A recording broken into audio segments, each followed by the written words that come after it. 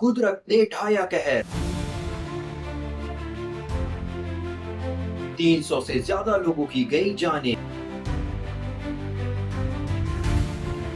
टुकड़ों में मिले लोगों के शव। 2024 और लैंडस्लाइड ये एक ऐसी प्रेम कहानी है जिसके चलते भारत में ही नहीं बल्कि दुनिया भर में अब तक करीबन 2000 से ज्यादा लोगों की जा चुकी हैं जानें। लेकिन कैसे होता है भूस्खलन, कौन है जिम्मेदार इन जैसी घटनाओं के लिए और कैसे रोका जा सकता है इस प्राकृतिक आपदा को, जानेंगे आज के इस वीडियो में।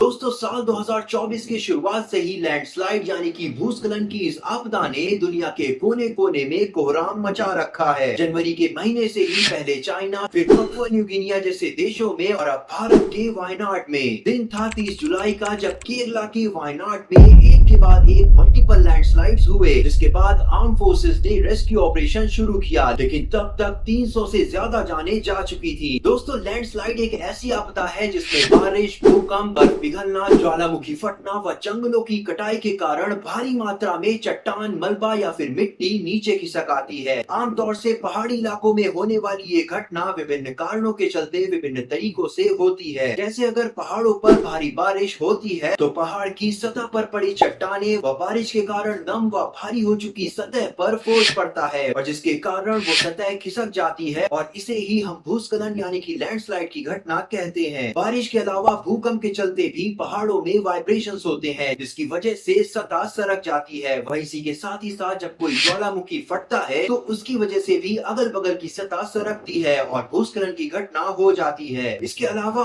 आज के समय में बढ़ते लैंडस्लाइड्स का सबसे बड़ा कारण है डिफॉरेस्टेशन यानी कि पेड़ों का काटा जाना। क्योंकि आपको बता दें कि अगर किसी जगह पर ज्यादा मात्रा में पेड़ होते हैं तो वो अपनी जड़ों से एक स्ट्रॉन्ग नेटवर्क क्रिएट कर लेते हैं जो कि पहाड़ों की ऊपरी सतह को पकड़ कर रखती है। लेकिन जब वो पेड़ काट लिए जाते हैं तो वो सतह कमजोर हो जाती है और आसानी से सरक जाती है। दोस्तों, आपको बता दें कि भारत में 8% फैटेलिटीज लैंडस्लाइड के कारण ही होती है, जिसके बाद भी हमारे देश में इस आपदा को ज्यादा इम्पोर्टेंस नहीं दी जाती। वही साल 2013 में केदारनाथ में हुई लैंडस्लाइड और बाढ़ की घटना कौन ही भूल सकता है। इसमें इसी आपदा के चलते सैकड़ों लोगों ने अपनी जान गंवाई थी। IIT मद्रास की एक रिपोर्ट के मुताबिक भारत का 13.17% हिस्सा भूस्खलन के प्रति संवेदनशील है और जो कि पहले की धारणाओं के मुकाबले काफी ज्यादा है। लेकिन इसके बावजूद इंडस्ट्रियलाइजेशन और अर्बनाइजेशन जैसे पैसे कमाने के लिए किए जाने वाले ट्रांसफॉर्मेशंस के चलते भारी मात्रा में डिफॉरेस्टेशन जैसी